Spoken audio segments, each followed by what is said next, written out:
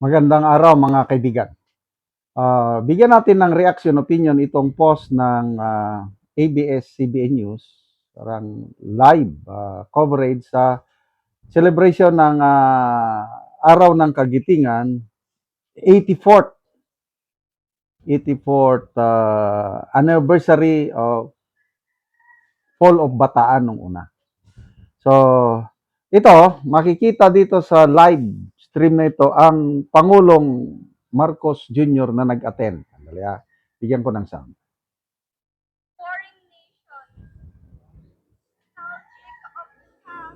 At mahina. Itong nagsasalita ay yung sons and daughters of veterans.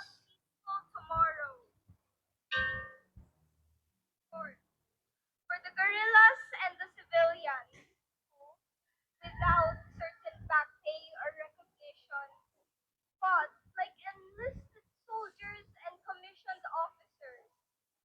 They went to the fray out of Anyway, will. tingnan natin mamaya yung ano. Every year, nag-a-attend ang Pangulo dyan. At yung una kanina is nandun ang Pangulo. Kita ko, sumasaludo, yung arrival honors, kasama siya. Sabi ko, wow, ito na. Ang prueba na he is well, alive. Magandang pangangatawan eh. Kaya lang, reading on the comments, sabi to, i-search nyo ang YouTube. Yan, yung ipinapakita ay nung 2024 yan, 2025. Dahil ang Pangulo, sabi, mataba pa siya dyan. Ano ba? Ano ba talagang totoo? Ito, kaotso-tsohan. Check nyo last year, live, magkaiba. This live is legit. Ngano wala ang Disney pa. Nakatay si wala para. So I don't know kung ano ba talaga. Kasi live ito eh. At nandyan naman ang Pangulo. Paano ngayon? Naguguluhan ako. But ang pag-usapan na lang natin, yung kabayanihan ng ating mga ninuno. I'm sure, tayong lahat, meron tayong mga kamag-anak na lumaban sa Bataan. Bakit nagkaroon ng Bataan? As early as 1935, nakita na ng Philippine Commonwealth Government under kay President Manuel Quezon na parang magkakaroon ng giyera. Kaya ang ginawa ng ating Philippine Commonwealth Government, hinar nila si General MacArthur as our military advisor. At si General MacArthur naman, nag-prepare siya ng defense of the Philippines in case na atakihin ng Japan. Kasi as early as 1935, may mga sinyalis niya na magkakaroon ng giyera. So, tingnan nyo 1941, pumutok yung giyera, December 8. 1935, naghanda na po tayo. Ganyan kagaling ang ating mga leaders nung una. Advance mag-isip. So, ang plano ni General MacArthur, tinawag nila na Orange Plan. Plan Orange, codename Orange Plan. Na pag-atake ng mga Japanese forces, wag na masyadong lumaban sa beach landing, wag na masyado. Pabayaan na lang. Mag-consolidate lahat ng Filipino-American forces sa Bataan. And then, magkaroon ng layer of defenses para i-hold ang advance ng Japanese hanggang dumating ang reinforcement galing sa Amerika. Kasi, nangako ang Amerika na tutulungan tayo, magpapadala sila ng mga war equipments, materials, everything we need in the war. Nangako. So, yun nga. December 8, 1941, dumating ang nagsimulang atake sa Pilipinas, and then naglanding ang mga Japanese sa Lingayen Gulf, and then yan na, December, January, start na ng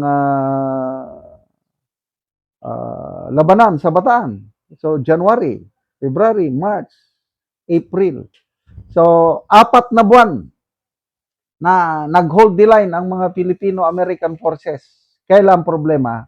hindi dumating yung promise ng Amerika.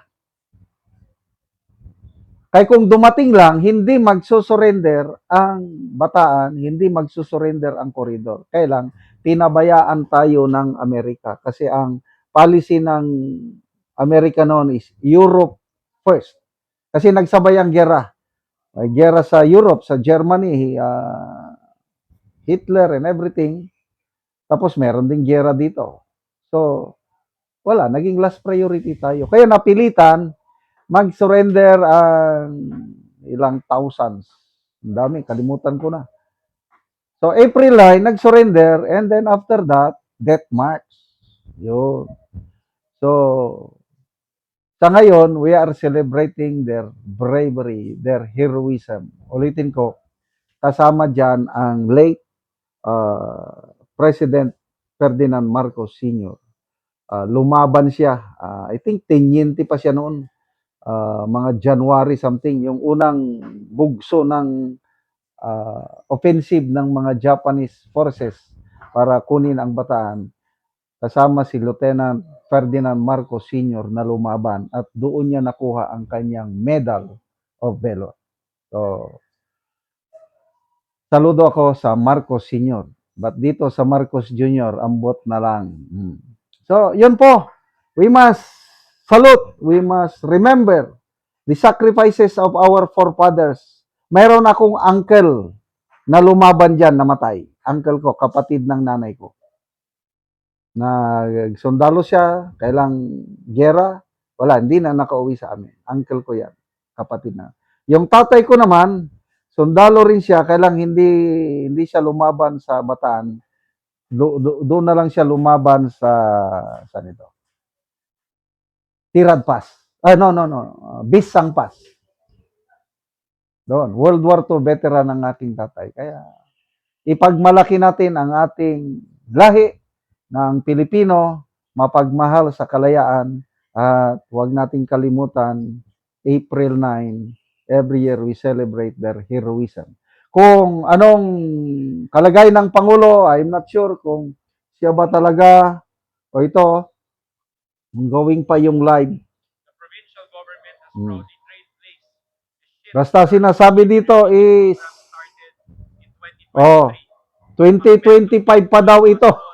2025 pa daw ito na seremonya sa ano bang nangyayari sa atin. Thank you, Sir President. 2025 pa daw. Again, I'm not sure kung totoo. Salamat mga kaibigan. Ayan yan ang Pangulo. EV charging station Mataba pa siya. powered by solar Hindi, sa ngayon kasi, battery energy storage. inaamin ni Auntie Claire na pumapayat ang Pangulo. Dito, mataba pa siya. Malusog, wala pa siyang sakit. So sana gusto kong gumaling ang Pangulo para maituloy niya, matapos niya ang kanyang termino hanggang 2028. Yung mga fans ni Cara David, I'm sorry. Bahala rin kayo sa inyong gusto. Salamat mga kaibigan sa inyong pagsubaybay sa channel na ito. Nakakatulong kayo ng malaki sa Tribong Talandig ng Bukidnon dahil ang income natin sa channel na ito is pantulong sa tribo. Namimigay tayo ng libreng yero at pako para makapagpatayo sila ng mas maayos na tirahan. Panoorin nyo ang video na ito. Muna ni ang yero abot na gyud kadtong itabang sa mga tao nga nagkinahanglan og tabang kadtong mga daot na ilang balay. So muna ni siya 450 ka yero ang gi-deliver. So muna ni sila ang matagaan og yero.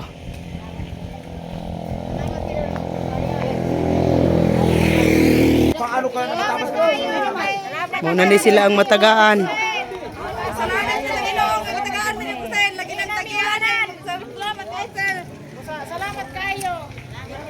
Salamat kayo sa nabang nakatagrag yun. Dugangan pa.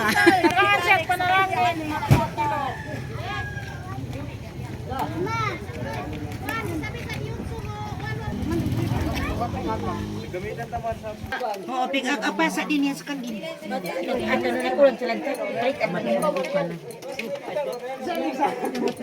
Sa lantan ba? Masiguro baka sa lantan mo para magkakabot.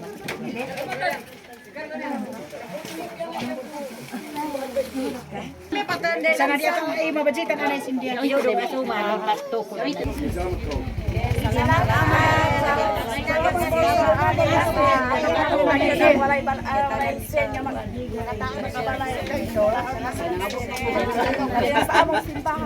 Kanang malipayon ba nga?